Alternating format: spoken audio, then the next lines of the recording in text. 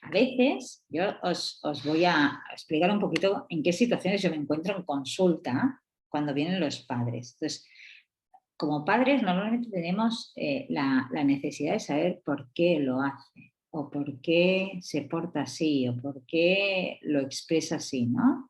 Pero ¿qué le pasa? ¿No? ¿Por qué lo hace? Y tenemos una tendencia a buscar la causalidad de, ¿no? de la conducta y de la emoción de nuestros hijos, cuando en realidad no tenemos clara, porque claro, si pasara, yo sé, si me caigo, me hago daño, tengo la causalidad clara, entonces ya no pregunto. Pero pero la pregunta del por qué es algo que como que tenemos súper instaurada. Esto, la culpa es del psicoanálisis. Mi vecina, gran amiga, Guadalupe, que es psicoanalista y que yo la quiero mucho y además es, ¿no? Y me aporta mucho y a veces me hace unos inputs que cuando vamos a pasear a los perros me deja clavada. Busca la causalidad, pero yo busco otra cosa, ¿no? Entonces, el psicoanálisis y ¿no? y las teorías psicológicas de principios del siglo XX ahondaban en el porqué y nos decían que si sabíamos la causa, sabríamos resolver el problema, ¿vale? ¿De acuerdo? Incluso todos iban a la causa en la infancia. Bueno, tampoco iban tan desencaminados, ¿eh? Porque si empezamos a rascar lo nuestro, empezamos a rascar un poco y dices, bueno, esto es un aprendizaje previo, pero ¿no? Me he traído la mochila de cuando yo tenía 5 años a los 50 y ahora no es funcional, ¿no? Pero es verdad que es cierta.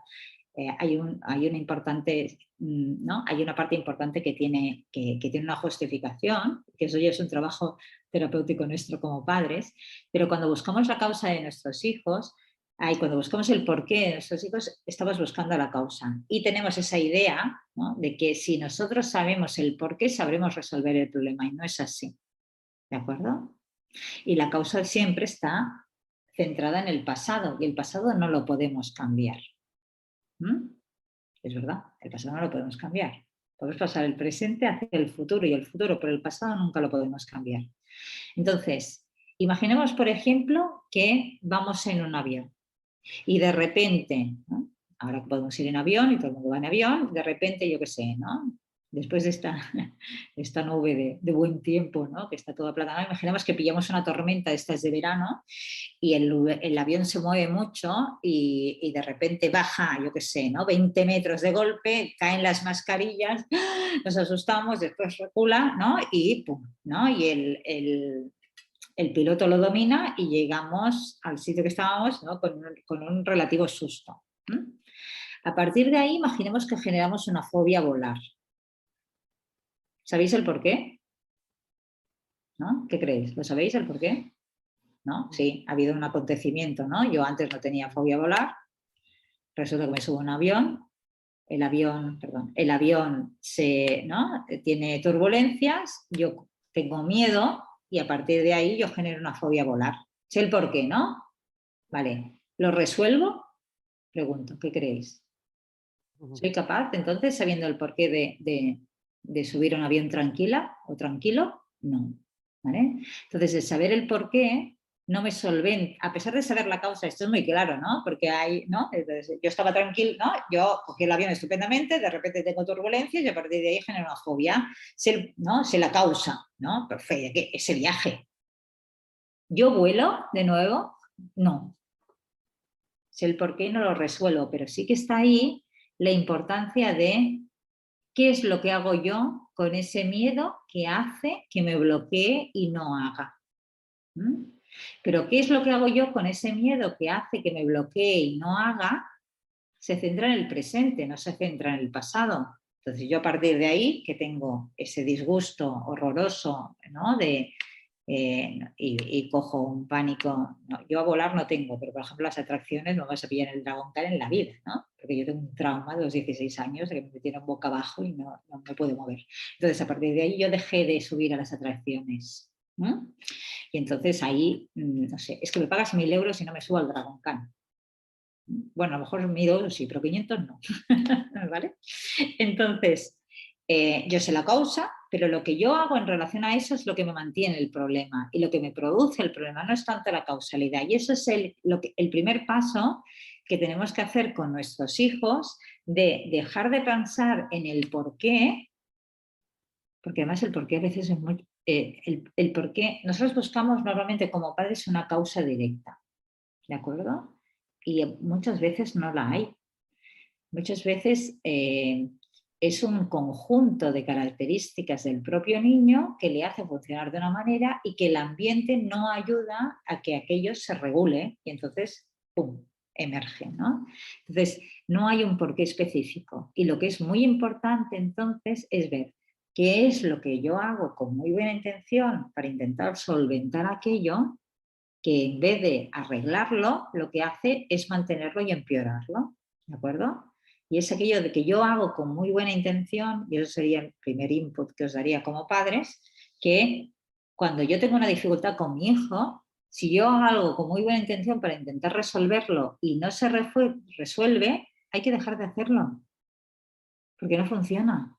Entonces, ¿no? Yo le grito, ¿no? Entonces, yo qué sé, me invento, ¿eh?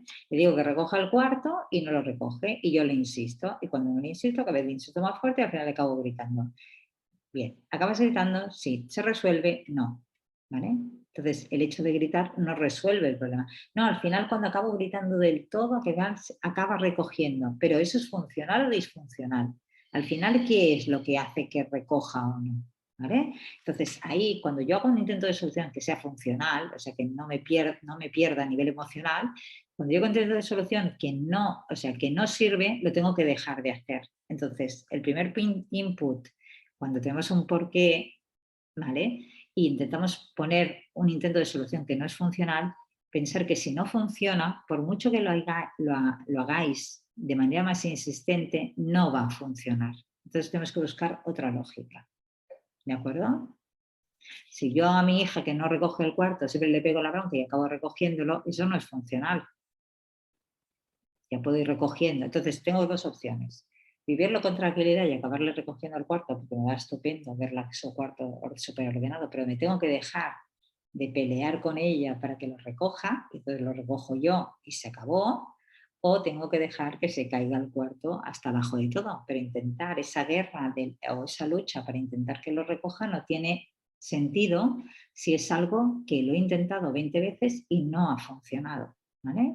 Entonces, esos intentos de solución que yo hago con muy buena intención para intentar resolver los problemas, los tengo que dejar de hacer porque principalmente no funcionan. Y es cuando yo me tengo que poner, en vez del por qué lo hace, buscando la causa e intentar hacerle ver de que eso, ¿no? Intentar racionalizar siempre todas las cuestiones, ponernos en la historia del para qué. No tanto cuando tenemos una dificultad de nuestro hijo, no tanto el por qué lo hace, sino el para qué lo hace. ¿De acuerdo? ¿De qué le sirve? Y esto es lo que yo hago en terapia. O sea, en terapia me siento un niño y yo busco el para qué, la funcionalidad del síntoma. ¿Cuál es su intención? ¿Qué busca con eso? Entonces, la funcionalidad del síntoma es de qué le sirve. Yo recuerdo, por ejemplo, ahora no tengo la imagen, pero os la voy a plantear. Un niño con problema de comportamiento. Entonces, cuando nuestro hijo funcione de una manera determinada, a pesar de que no sea adecuada, tenemos que pensar que eso le sirve de alguna cosa, ¿vale? Es que le sirve de alguna cosa. Le permite promover un cambio.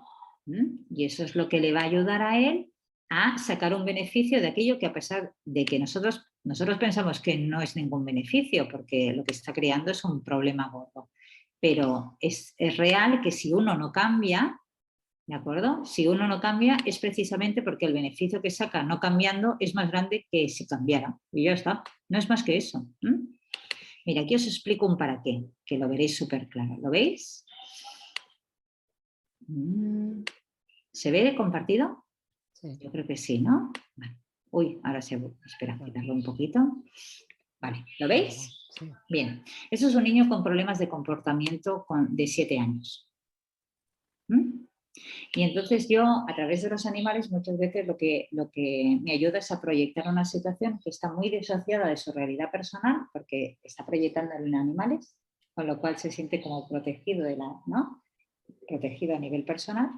se puede disociar, o sea, se puede alejar de la situación emocional que le puede generar esa historia, pero explica muy bien el para qué, ¿de acuerdo? Y quiero que lo tengamos en cuenta y que pensemos el para qué de nuestros hijos, a ver, ¿no? Y que busquemos ese para qué en nuestros hijos, ante una conducta determinada u otra. Yo me acuerdo de este niño tenía problemas de conducta y le pedí por favor que me representara a su familia con los animales, ¿de acuerdo? Entonces, primero cogió bueno, después están los arquetipos de los animales que no me extenderé, pero explicaré estos. Primero cogió una mamá que es una leona. ¿Por qué pensáis que puede ser una mamá leona? Animémonos, que somos pocos. Protección. ¿Sí? Una vaca es más protectora. Da de comer. ¿Qué hacen los leones? ¿Qué hacen los leones? Cazan, ¿no? Se cazan, sí es verdad, defienden, ¿no? Pero sobre Ujú. todo, ¿qué hacen? ¿No? Gritan. Gritan, gruñen, ¿vale? Entonces tenemos una mamá, ¿no? Vale. Potente a nivel emocional, ¿no? Una leona, dirías que, Que saca las garras. saca las garras, ¿vale? Ajá. Después escogió un papá, esto es muy gracioso, no quiero que los papás se me sientan aludidos, pero esto es muy gracioso porque a veces pasa. No, también hay mamás así, hay menos, pero hay más papás. Un papá dinosaurio.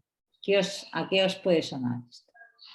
Bueno, es difícil de interpretar, pero los animales que tienen cuello largo, dinosaurios, jirafas, suelen representar a figuras que están, pero digamos que están, o sea, su cabeza está en otro lado, ¿sabes? O sea, el cuerpo está al nivel, pero la cabeza están como, ¿no? Son tema de que están satélites, de que están pero no están.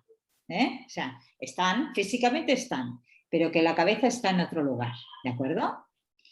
Luego, ¿sí? ¿Se entiende a qué perfil me refiero? ¿Sí? Vale, pueden ser mamás también así, Luego escoge una hermana que es un caballito, ¿vale? Y escoge una hermana que es un caballito con las patas súper finas, ¿vale? ¿Sabes esos caballitos que los colocas y como que te tiras ahí como 20 segundos para que intentar que no se caigan porque pierden el equilibrio rápido? ¿Sí? O sea, un caballito muy frágil, una hermanita pequeña frágil, es lo que entendí. Y luego os explico un poco esto. Y luego él se colocó un dinosaurio lleno de pinchos con la boca abierta enseñando los dientes. ¿Qué os parece eso? ¿Qué denota? No sé. Pues que también es defensiva. Agresividad, exacto, ¿no? Una conducta agresiva. Y ahora mirar la foto, esto es una foto hecha o sea, sí, en la mesa. Entonces, decirme, ¿hacia dónde mira la madre? A la hermana. Bien. ¿Y hacia dónde mira él? A la madre. Vale. Ya os pilla la historia, ya vais viendo. Y esto es súper proyecto, o sea, esto es algo súper inconsciente. El niño coloca los muñecos y no piensa, voy a poner a la madre leona mirando a la hermana caballo y al muñeco dinosaurio mirando a la madre. Pero aquí se ve realmente la dinámica, ¿vale? Entonces, en ese momento, cuando yo vi esto, y entonces me dijo que había escogido a la mamá leona porque la mamá gruñía mucho. ¿De acuerdo? Y el papá había escogido un dinosaurio porque era un elemento muy fuerte, pero sí que es verdad que proyectivamente todo lo que es salirme del cuerpo, ¿no? Y moverme más lejos es ¿no? Es estar pero no estar, y esa debilidad del hermano, ¿no? Dio la casualidad, porque la madre me lo contó en primera visita de una manera muy puntual, como que no quiere la cosa, ¿no? Como que, bueno, hay algo más en la familia que puede ser destacable. Ah, sí, bueno, mi hija, ¿no? Lo que te cuentan así como, ¿eh? Mi hija cuando nació tenía una hipotonía severa, ¿de acuerdo? Ella nació con un tono muscular muy bajo, ¿de acuerdo? Entonces, cuando ella nació, tuvieron que ir o sea, primero hubieron muchos estudios genéticos porque tenían miedo de que la niña tuviera problemática, ¿no? Problemática neurológica, que al final todo salió negativo, pero sí que es verdad que tenía un retraso psicomotor. y tuvieron que ir a fisioterapia. De hecho, la madre venía a mi consulta porque conocía a la fisioterapeuta y tuvieron que hacer tratamiento fisioterapéutico para que la niña empezara a caminar, porque hizo un retraso en la deambulación, caminó muchísimo más tarde, ¿no? Entonces la niña a nivel motriz era débil. Entonces, ¿no? Coges tú como psicólogo y no pones cara de que te flipas, porque nosotros tenemos que poner siempre cara de poke, pero te flipas, porque el niño coge ese caballito que era la figurita más débil que se caía continuamente, ¿no? Entonces, ¿de qué manera el niño proyecta su situación a nivel personal? ¿Vale? ¿No? Correlacionaba. Y la mirada de la madre correlacionaba. Pero antes de que entrara la madre a contarme toda esta película, porque ya contra la madre, ¿vale? Yo veo este dinosaurio con los pinchos, ¿no? Con los pinchos, ¿no? En todo el cuerpo y los dientes mirando, ¿no? Los dientes mirando hacia la madre, ¿no? Y le digo, uy, ¿no? Yo como viendo que era cosa, ¿no? Y le digo, uy, ¿no? ¿Qué dientes más grandes tiene este dinosaurio? Y él me dice, sí, es que este dinosaurio muerde. Partimos de la base que es un niño con problemas de conducta. Y yo le digo, wow. Y en vez de preguntarle por qué muerde, le digo, ¿para qué muerde? La funcionalidad. O sea, ¿qué sacas de bueno de morder? Cuando en realidad todo el entorno te está diciendo que tienes que hacer lo contrario y además te dan caña. O sea, no es que vivas ahí y me dices lo contrario, pero yo vivo tan ricamente. No, no, me dan caña y me dicen que lo contrario, ¿no? Y le digo, ¿y para qué muerde? Claro, no le digo, ¿y tú por qué te pasas mal? No, le digo a él, ¿y el dinosaurio para qué muerde? ¿Y qué creéis que me dijo? Quien lo sepa, porque ya se lo sabe, no me lo cuente. Miguel, no lo diga. ¿Qué creéis que dijo? Si no os lo digo, es difícil adivinar. ¿Vale? Pero él dijo, para que le mire. ¿Vale? Y es ahí donde está la funcionalidad, que a veces detrás de la intención que nosotros vemos como negativa, hay una intención positiva. Entonces, cuando yo enseñé esta imagen a la mamá y la mamá, ¿no? Le conté el proceso y le dije que el niño, ¿no? Mordía, o sea, el dinosaurio mordía para que lo miraran, la madre me miró a mí y me dijo, es que hace mucho tiempo que no lo miro bien, ¿sabes? Entonces, si a mí no me miran bien, busco la madre mirada, porque al menos me miran, ¿no? Porque la madre había estado muy centrada. Entonces, cuando la madre reconoce que había estado muy centrada por su preocupación, con muy buena intención, ¿no? O sea, sin juicio, ¿eh? Porque claro, la naturaleza nos dice que cuando tenemos una cría que es más débil, tenemos que protegerla y cuidarla para sacarla adelante. O sea, que era, ¿no? Era algo que era absolutamente innato, ¿no? Y algo que está dentro de nuestra genética y que había, ¿no? De que había tenido la intención de cuidar tanto a la niña para sacarla adelante, que había perdido mirada en el niño y entonces el niño había entrado en esa dinámica de buscar la mirada de la madre a través de la mala conducta y la madre se la daba, con lo cual habíamos entrado en esa situación. Por eso os digo que en el tema del, si yo busco el por qué, no lo arreglo, pero si busco el para qué sí, porque veo de qué es funcional. Y si esa funcionalidad la traslado a un lugar estructurado, es mucho más fácil arreglarlo. Si yo sé que el niño busca la mirada materna y la mirada de la madre, o sea, si la madre le empieza a dar esa mirada en situaciones positivas, en buscar ratitos con él, ¿no? ¿De acuerdo? En buscar esa mirada positiva en situaciones que no sean de problema comportamental, el niño se va a aferrar.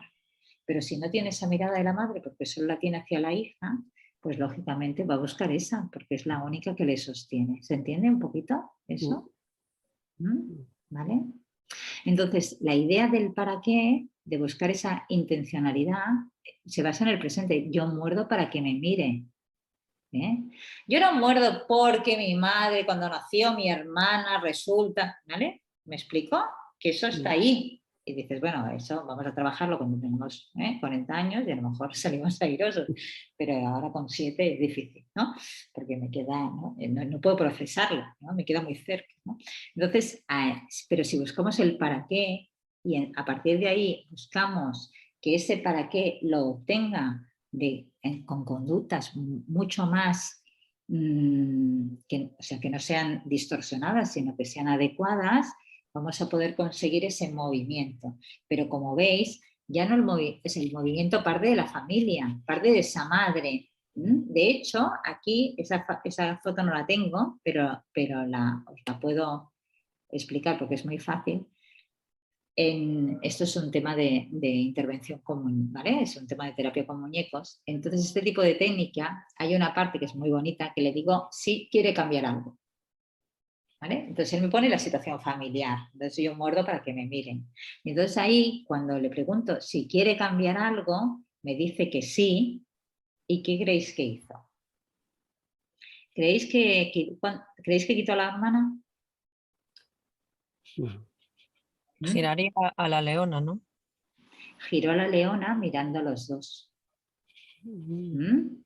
Entonces, muchas veces, y eso pasa mucho cuando tenemos más de un hijo, que enfocamos el problema en otro hijo. No, es que, de hecho, esta mamá lo decía, está celoso de su hermana. Entonces, claro, si está celoso de su hermana, el problema es del niño con su hermana. Y yo no tengo nada que ver. No. En los problemas de celos entre los hermanos, el que está directamente implicado es el padre o la madre. ¿De acuerdo? Los padres. No es implicado el hermano, porque si el hermano lo colocó en otro lado, ¿sabes? O si la madre la colocó en otro lado, el niño deja de tener problema con la hermana.